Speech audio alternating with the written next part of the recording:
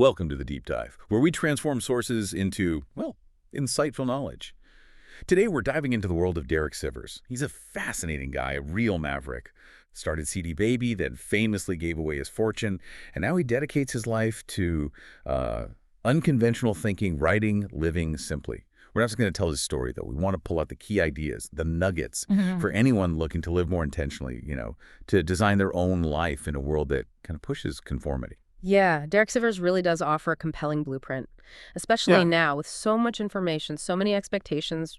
It's overwhelming. Our mission here really is to distill his core ideas, things about learning, making decisions, self-discovery. We want to help you get not just what he does, but why it matters for you, for your own journey. You might have some aha moments that make you question your own assumptions about how life should be lived. Okay, so let's start at the beginning, the origins of his unique way of seeing things. It really sets the stage. He talks about his childhood moving constantly. California, then England, Chicago, Boston, New York City.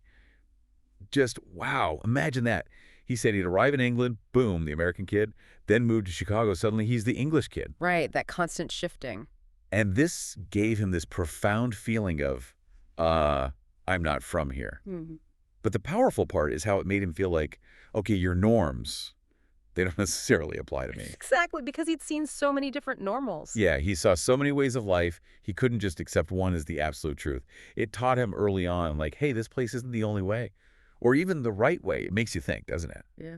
How could seeing the world as an outsider maybe free you up from conventional thinking, from, just following the herd? Oh, that early experience is absolutely foundational. It's more than just adapting. It fosters this deep-seated critical thinking, a kind of skepticism towards the status quo. When you see rules change dramatically place to place, you just stop taking them as like gospel truth. You question them. It makes you comfortable being different, maybe even value it, which is super empowering if you want autonomy, especially for someone who, later becomes this really successful, unconventional entrepreneur. It makes total sense, yeah. Builds resilience, too. Resilience to rejection, comfort with doing your own thing. And speaking of doing his own thing, let's talk about his writing. He's been at it for 14 years, and he sees it as this unique way to learn.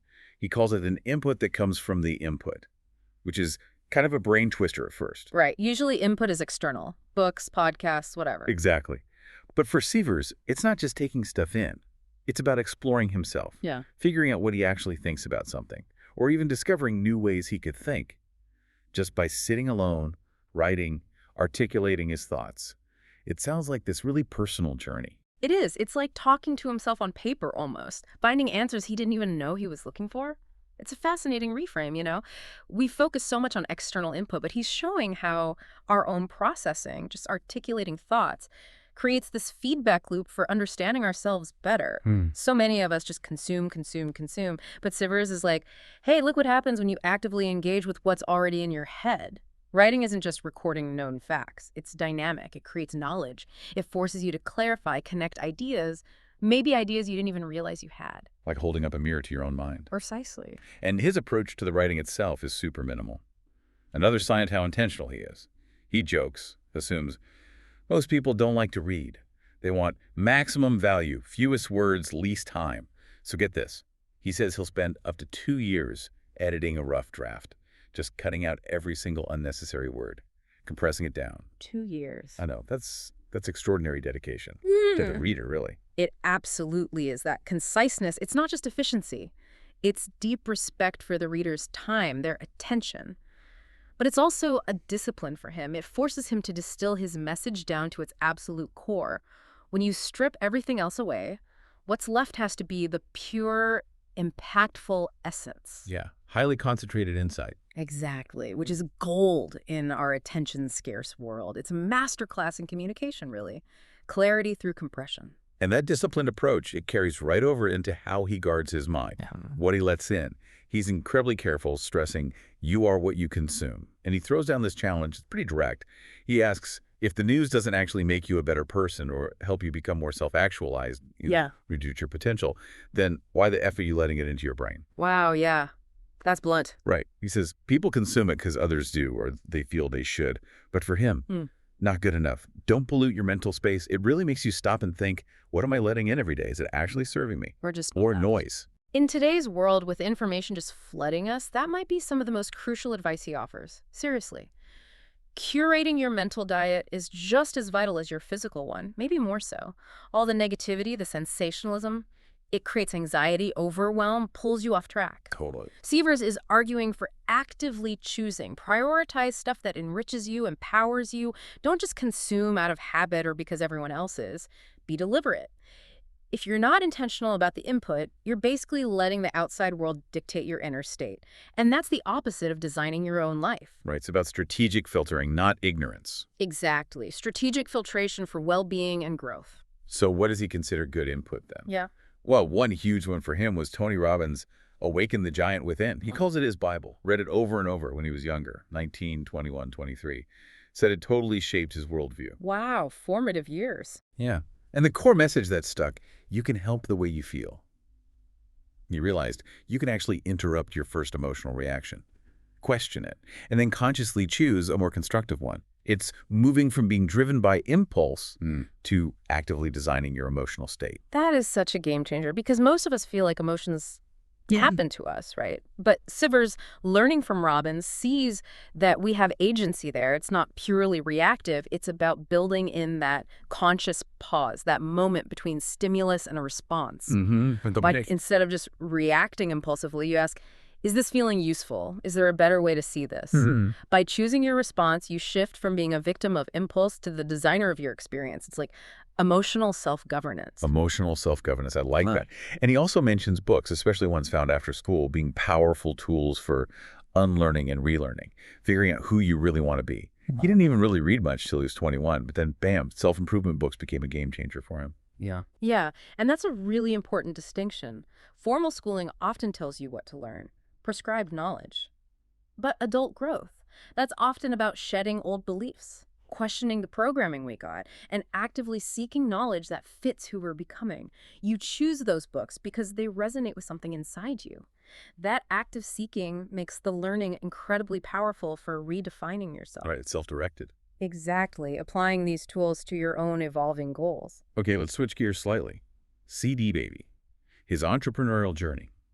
A great example of these ideas in action. It started almost by accident, didn't it? In 1997, just selling his own CD online. Yes, super simple beginnings. And the friend asks, hey, could you sell mine too? And from that little favor, it just grew organically. 10 years later, 85 employees, serving 250,000 musicians.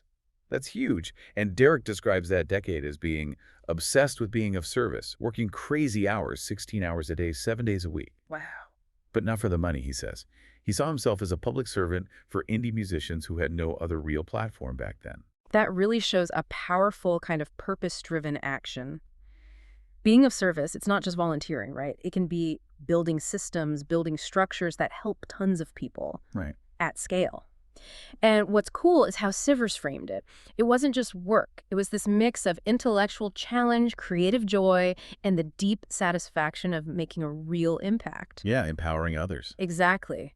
That obsession with service, it explains a lot about his later decisions, like giving the company away. It wasn't about hoarding, it was about the impact he could make. That service thread definitely runs through his life. And here's a really interesting realization he had about his own path. For years, he called himself an entrepreneur and programmer, which, I mean, he was.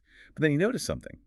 All his heroes, they were authors, nonfiction authors, thinkers, philosophers, writers. Interesting. And he had this insight. Noticing who you look up to tells you which direction you're facing. That helped him start seeing himself more as an author, even before he'd fully stepped into it. It's such a simple yet profound self-check. Makes you think, who are your heroes? What does that say about where you're headed, or where you secretly want to head? It's an incredibly useful self-assessment tool. Our idols, the people we admire, consciously or not, they often signal our deepest desires, our potential paths. Sivers saw his public label didn't match his private aspirations. So if you actively reflect on what you admire in others, not just success, but their qualities, how they spend their time, what they think about, you get this powerful compass for your own life. Right, it reveals hidden passions. Yeah, it helps you distill those admired traits into something you can actually use yourself. Gives clarity on the life you're orienting towards. Speaking of reorienting, his approach to fatherhood is also really telling. He said having a kid didn't change him as much as he thought it would, maybe because he was already in that service mindset from CD Baby. Okay, interesting. But his core parenting rule, it's profound. Turn off the adult schedule, power down all the devices, and just completely immerse yourself in kid time. Yeah. Full undivided attention. He even moved his family to Nelson, New Zealand, specifically 100%, he says, to give his son that focused attention. He logged at least 30 hours a week, one-on-one, for 13 years. Wow, 30 hours a week, that's a serious commitment. Incredible, right? That level of conscious presence. That commitment to presence, it's almost like meditation for him, or achieving a flow state. It's this deliberate choice. Let go of your thoughts, your plans, your agenda, and just fully be in the other person's world. The insights you gain from that, not just in parenting, but any relationship, any pursuit, they're huge. It really highlights the value of focused attention, especially now when distractions are everywhere. It's hard, though. Requires real discipline. Absolutely. Setting aside all those adult demands, but the payoff, deeper connection, understanding, growth, it's immeasurable. It's radical prioritization. And that idea, shedding your own agenda to connect deeply, connects to another concept he's developed recently. He calls it de-othering. De-othering. He defines othering as, negatively labeling a group as those people. Like, oh, those people are weird, or men just don't get it, whatever. De-othering is the active work of undoing that separation, trying to feel kinship with all kinds of different groups. It's something he's really pursued by living all over the world, UAE, China. He genuinely wants to feel connected to everyone. It's a powerful challenge, isn't it? Where do you unconsciously other people? And how could you start undoing that? Why is it so hard? It's incredibly relevant today with all the divisions we see. De-othering is this active, empathetic practice. It's about seeking common ground, understanding across all sorts of divides, geography, politics, social groups, gender. It's a conscious call to connect, pushing back against tribalism. But it's hard because it forces us to confront our own biases, our comfort zones. It takes intellectual humility, stepping outside our echo chambers. Yeah, definitely uncomfortable. Sivers does it literally by immersing himself in different cultures. That makes it much harder to hold on to those simple othering stories. It's not just about tolerating difference, it's about finding real connection, shared humanity. And he shared this great story to illustrate intellectual de-othering. He recently read a book called Fossil Future, which argues for using fossil fuels. Okay, that's counterintuitive for many people. Right. And he admitted his own leanings weren't aligned to the book, but he read it and he found it a great argument that changed the focus. The author points out, look, fossil fuels are still the cheapest energy. Billions lack electricity. People die from lack of power. So eliminating them now basically means screw the poor. Sivers said it shifted his view from just environment to prioritizing human flourishing first, maybe over leaving the world untouched. That's a powerful example of de-othering in action. Intellectually, engaging deeply with an opposing view, even one that feels wrong initially, is so crucial for critical thinking, for nuanced understanding. Instead of just dismissing it, he tried to understand the logic, the premises, even though it challenged him. Doesn't mean he totally flipped, but... Exactly. It doesn't mean you adopt the whole thing.